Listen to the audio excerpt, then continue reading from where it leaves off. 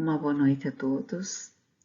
Pedimos ao bom Deus que Ele nos acompanhe durante esta palestra de hoje, onde nós estaremos fazendo uma reflexão em cima da seguinte pergunta: quando nós deixaremos de ser infelizes?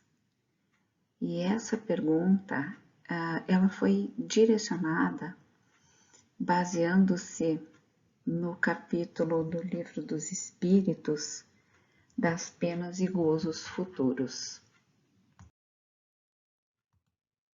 E aí nós poderíamos pensar, de onde que nasceu para o homem esse sentimento de uma possível vida futura? Então, esse sentimento de uma possível vida futura, ela nasceu dentro de todos nós. Ela reside lá no nosso íntimo e ela já está lá desde antes do nosso espírito encarnar. Todas essas crenças que nós temos em relação à vida futura, ela vai se conservando e nós vamos armazenando aí uma vaga lembrança do que a gente já viu no nosso estado espiritual. Em todos os tempos, o homem, na verdade, ele se preocupou bastante com o seu futuro. E também, eu diria assim, não só com esse futuro da vida terrena, mas também com o futuro do além-túmulo. E isso é uma coisa muito natural. Quem de nós já não se perguntou, né? O que vai acontecer depois da morte? O que será que vai se dar com a minha alma ou com o meu espírito? Então, qualquer que seja a importância que a gente dê à vida presente, a gente nunca vai se desligar completamente ou deixar de se importar com a questão da nossa vida futura, com o que vai acontecer nesse momento depois. E aí a gente até se pergunta, né, o que vai ser depois que eu fechar os olhos lá daquele momento que muitos dizem é um momento fatal, né? E essa é uma questão que tira o sono às vezes de muita gente. O que vai acontecer comigo na eternidade? Será que tudo vai acabar realmente ou tem uma vida após a morte? Então, nós podemos dizer que se nós crer em Deus ou se nós cremos em Deus, nós já estamos aí admitindo que tem uma vida futura. Porque, caso contrário, seria até um contrassenso. Porque esse sentimento de uma existência melhor, ele está dentro de nós e ele está fortemente vinculado a um Deus maior. A vida futura, na verdade, então, ela implica a conservação da nossa individualidade após a morte. Então, é o que nos garante como nós seremos ou qual será o nosso perfil numa próxima reencarnação. Então, ela mantém aí a nossa individualidade para uma vida futura.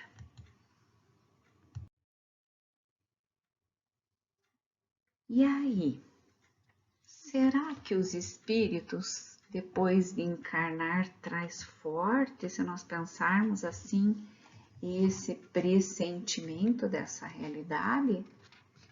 Sem dúvida, né? Nós temos esse pressentimento dentro de nós e sabemos que a ideia do nada, ela não existe. O homem, na verdade, ele tem um vínculo muito forte com o que nós estamos passando aqui, traz um pressentimento do motivo. Às vezes ele não é tão claro, mas lá no fundo vem aquele sentimento e aquele pensamento. Por que eu estou passando por isso? Então, do nada não veio, né? Então, esse sentimento inato de justiça divina dá uma intuição, então, de algumas penas e de algumas recompensas que nós temos. E se nós pensássemos assim, às vezes a gente olha para o outro e pensa, como que ele está melhor que eu? Como que ele está numa condição, eu diria, melhor, né? O que ele faz de diferente? O que ele tem de diferente?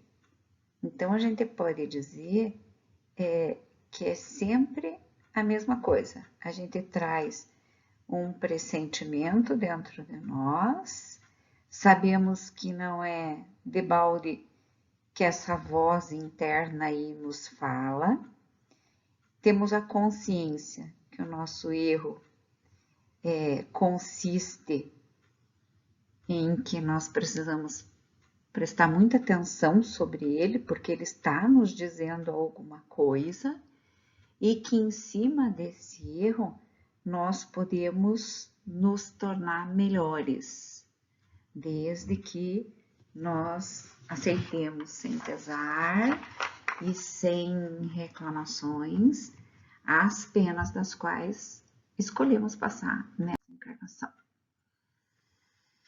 E qual que é o sentimento que domina, então, a maioria dos homens no momento que morre? Então, para os céticos, é a dúvida, né? Para os culpados, é aquele temor. Por que eu fiz isso? O que vai acontecer comigo agora, né? E para o homem de bem, é aí a esperança da vida futura.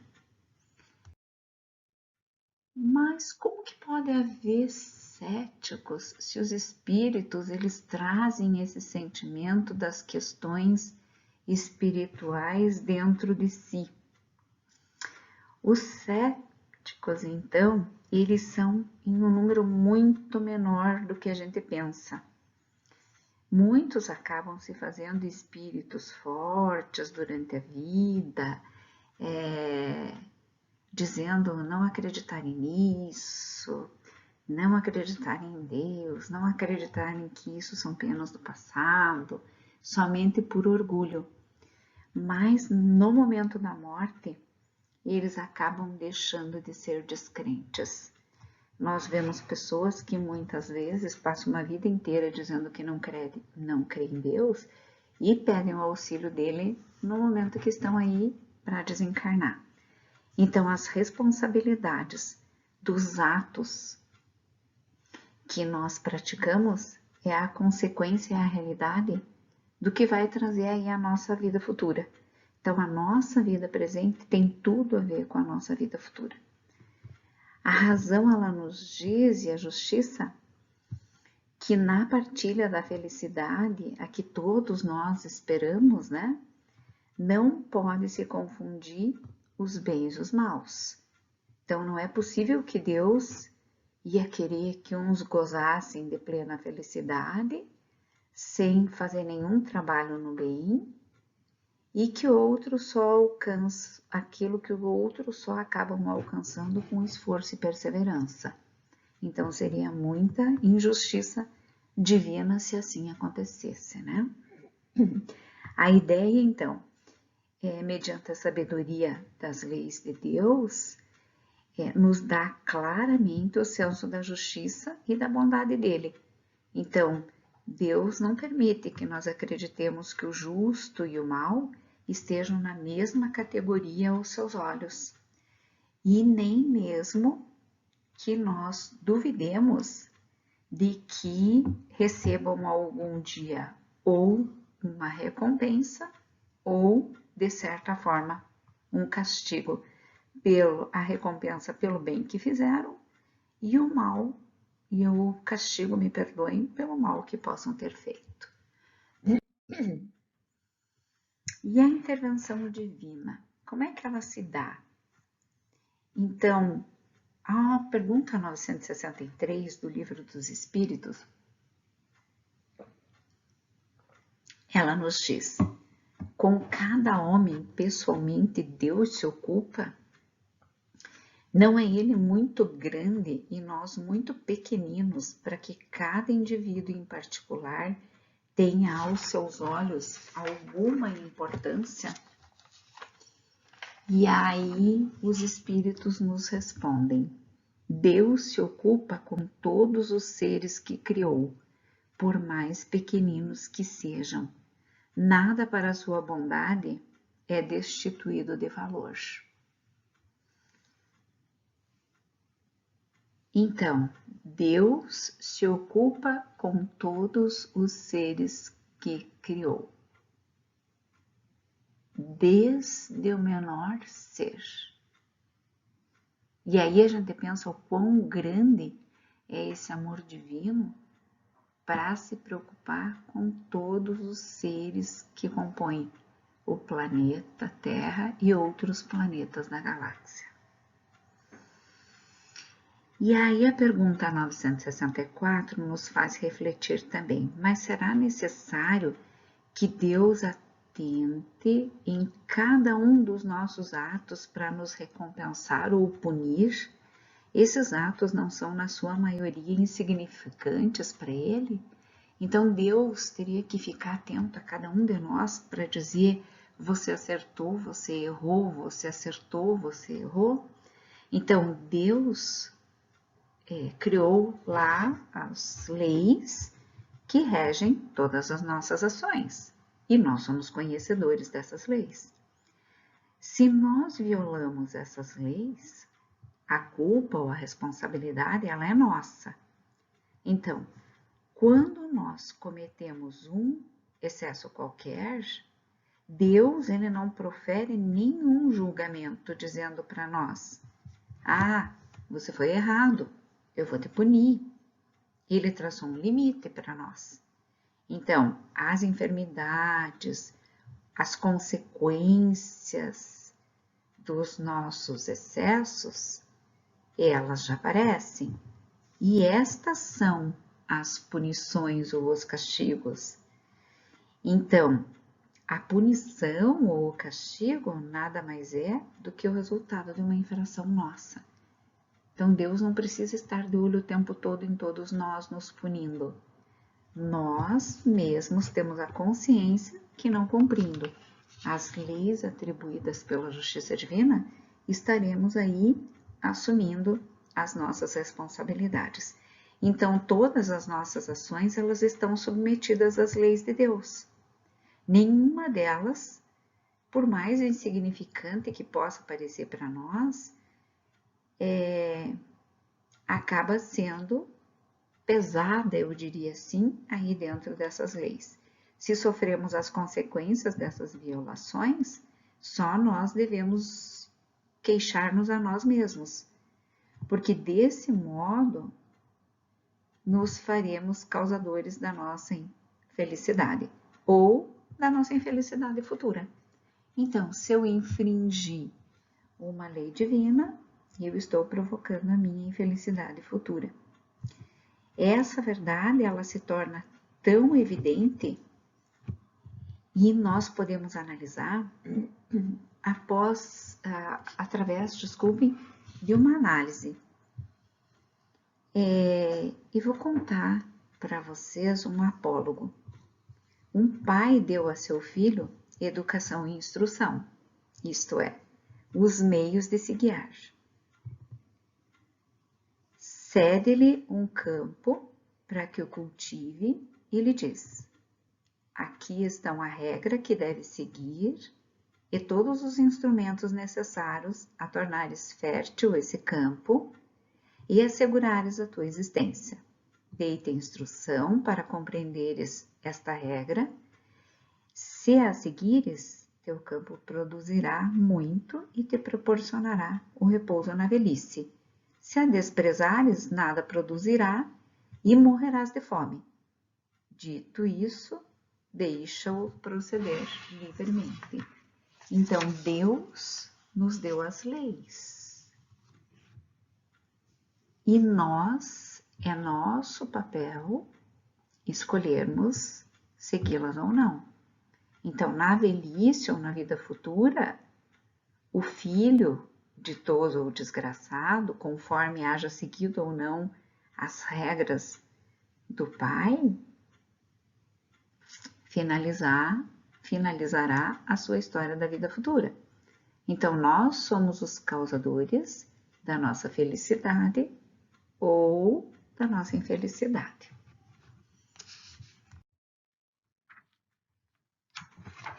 Mas em que consiste, então, a felicidade aí desses espíritos bons? E a pergunta 967, ela nos responde: em conhecerem todas as coisas, então, no conhecimento que elas possuem, na ausência das paixões e das necessidades materiais. Então, os espíritos bons, eles não sentem ódio, nem ciúme, nem inveja, nem ambição, nem qualquer das paixões que ocasionam aí a desgraça dos homens. Pelo amor que os une e é fonte suprema da felicidade, eles não experimentam as necessidades, nem os sofrimentos, nem as angústias da vida material, eles não têm essas necessidades. Eles são felizes pelo bem que fazem. Contudo, nós podemos dizer que a felicidade dos espíritos, ela é proporcional à elevação de cada um. Então, quanto mais puro o espírito, maior é a felicidade. Aí na pergunta 967, ainda nos diz: somente os puros espíritos gozam exatamente da felicidade suprema, mas nem todos os outros são infelizes. Então não é porque não somos espíritos puros que seremos infelizes. Entre os maus e os perfeitos há uma infinidade de graus em que os gozos são relativos ao estado moral. Então, a felicidade plena, diríamos, está lá no espírito puro. O sofrimento está lá no espírito, eu diria ainda mal, né? Que é o bem inferior. Mas entre esses níveis existe uma porção de outras escalas. Então, jamais nós pularíamos do primeiro ano para o último do ensino superior. Então, não pularíamos da escala de mal para puros. Vamos gradativamente nos desenvolvendo. E a partir do momento que nos desenvolvemos, vamos alcançando aí um certo grau de felicidade.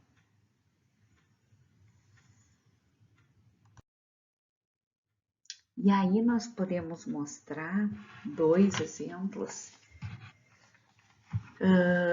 de espíritos de um nível de evolução significativo, que somos sabedores, que viveram suas vidas voltadas aí para o bem, né? Se despojaram de todas as paixões terrenas e viveram suas vidas dedicadas ao bem.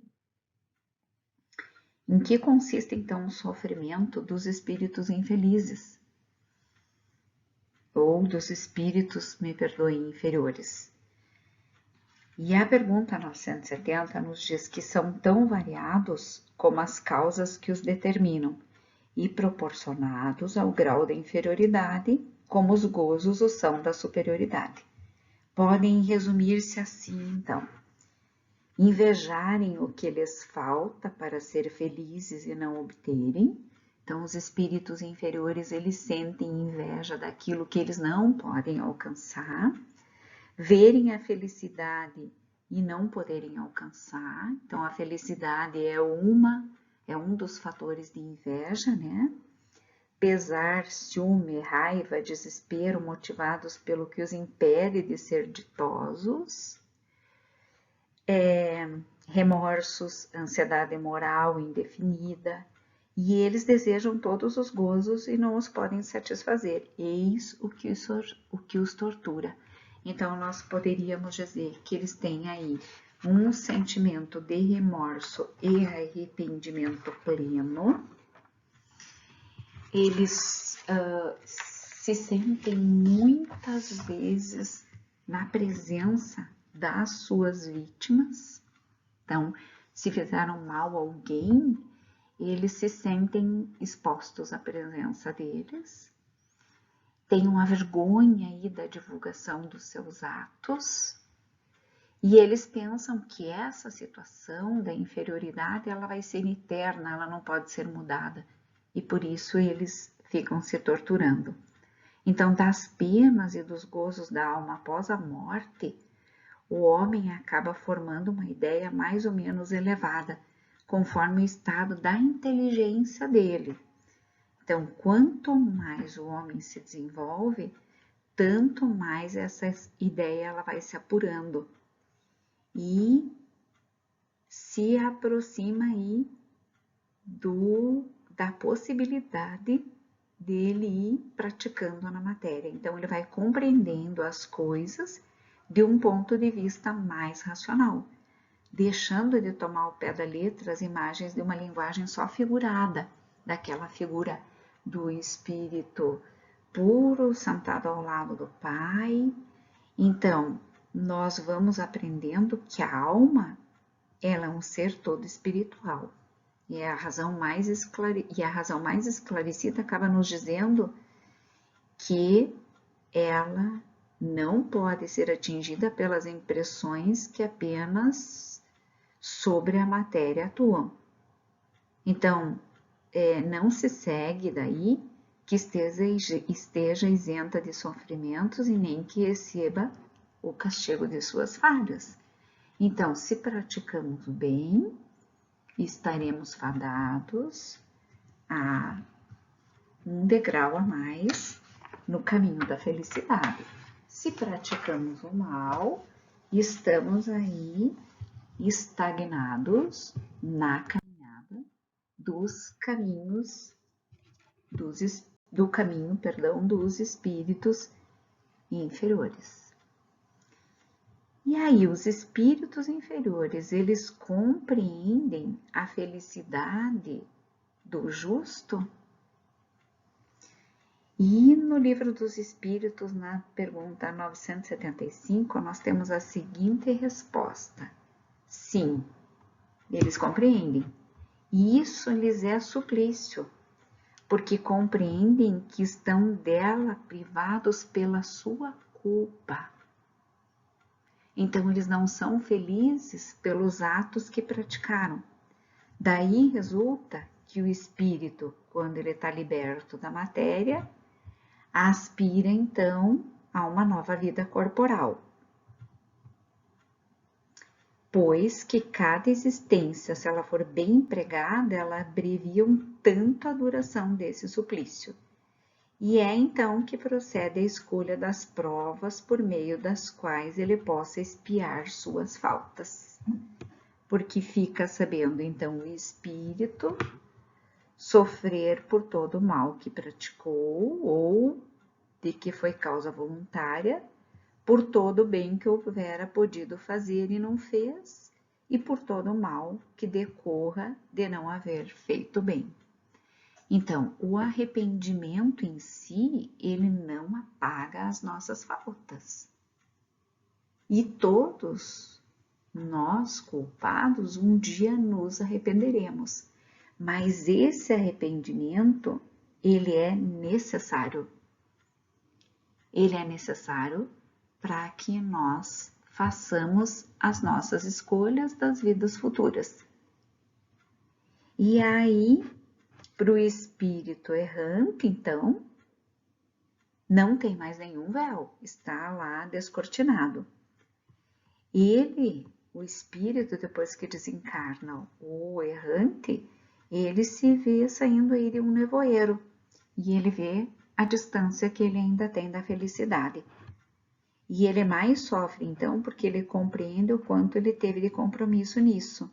Mas ele não tem ilusão e vê as coisas de forma bem real. Então, o espírito descortina de um lado todas as existências passadas de outro o futuro que lhe está prometido e percebe o que lhe falta para atingi-lo. Seria igual um viajante que ele chega ao cume de uma montanha e ele vê o caminho que ele já percorreu e o que resta percorrer a fim de chegar lá no final da sua jornada. E aí o homem escolhe então pelas suas expiações ou reparações, né?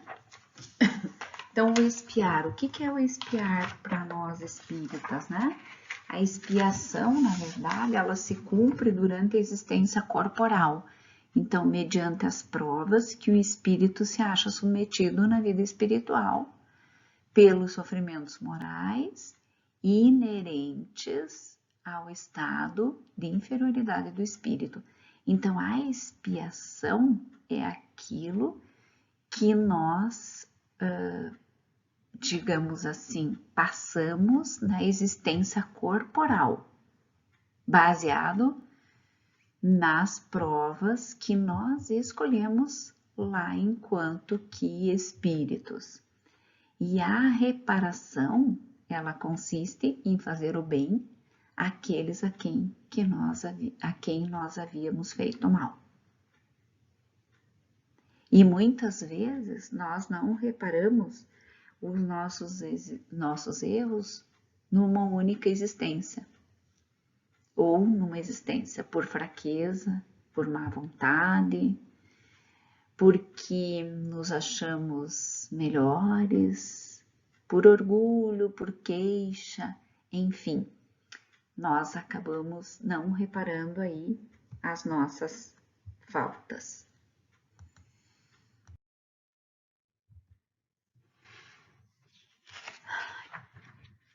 E quanto tempo dura, então, o nosso sofrimento?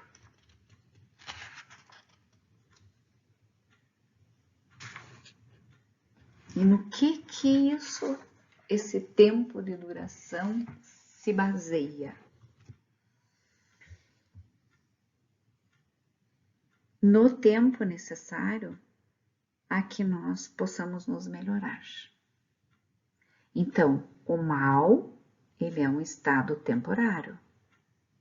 E ele vai estar sempre vinculado ao nível do esforço que nós fizemos em nos melhorar. Todos nós iremos melhorar. Então, essa é a certeza que nós temos da vida futura.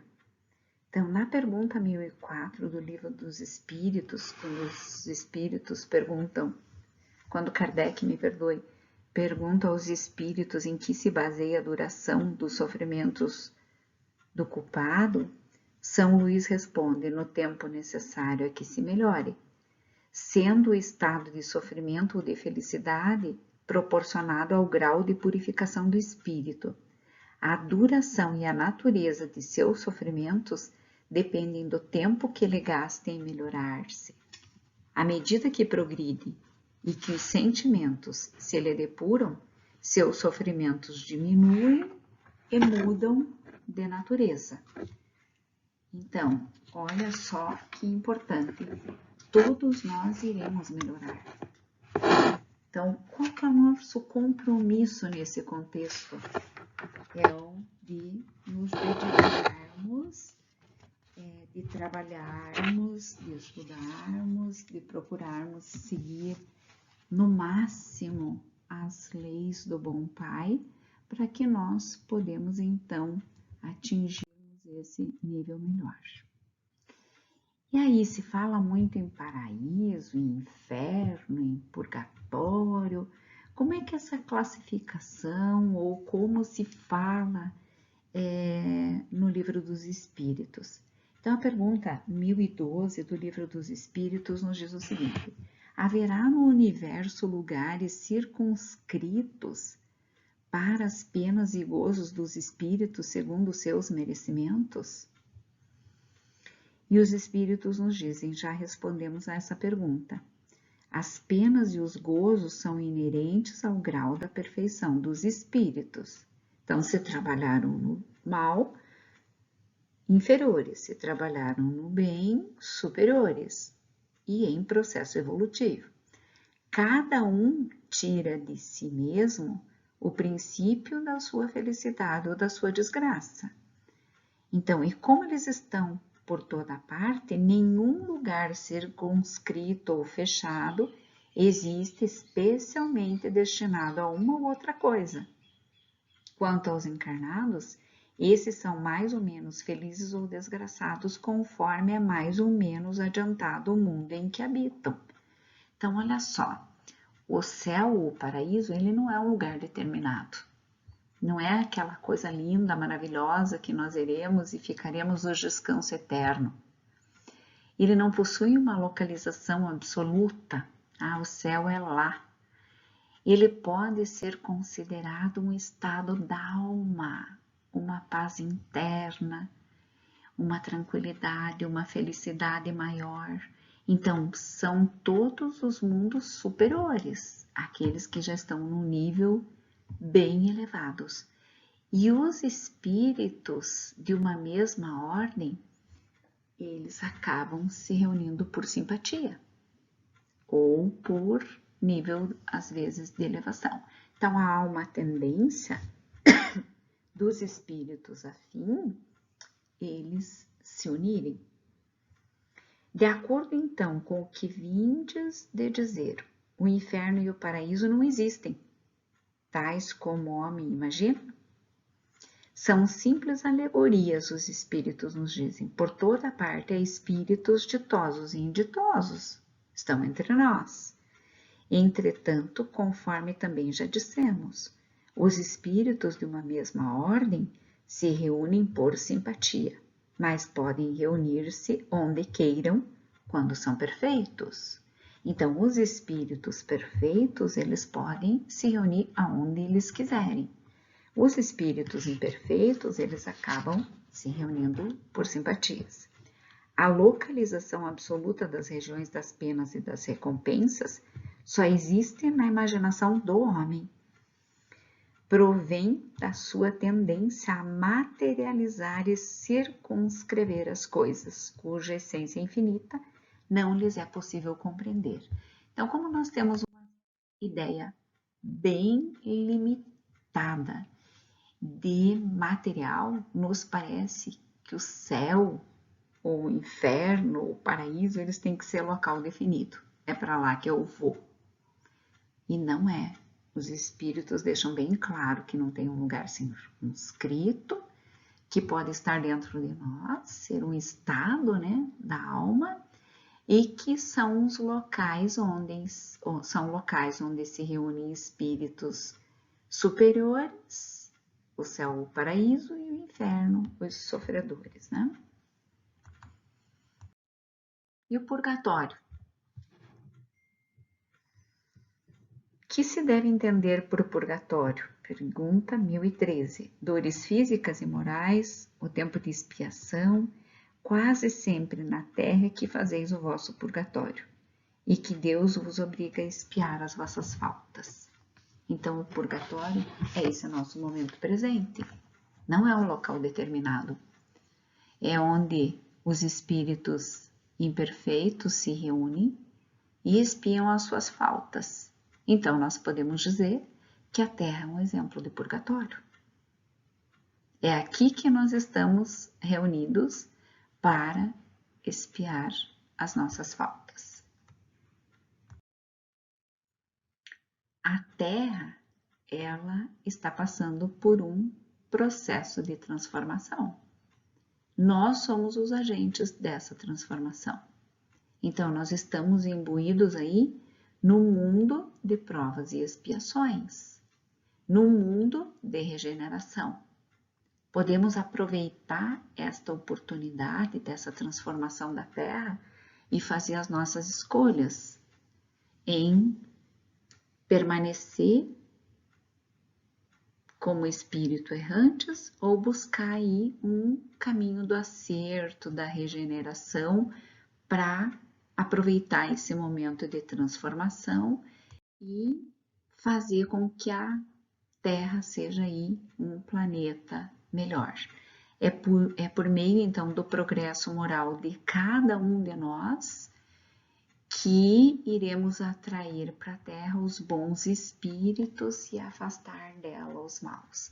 Então, quanto mais os homens que aqui residem se progredirem moralmente, melhor será o nível espiritual da Terra. Então, quando a Terra houver se transformado em morada do bem, o homem deixará de ser infeliz. Então, a nossa pergunta de quando deixaremos de ser infelizes, ela está fortemente vinculada à nossa transformação moral. Então, quanto melhor nós formos, mais felizes seremos e maior certeza teremos aí da vida futura.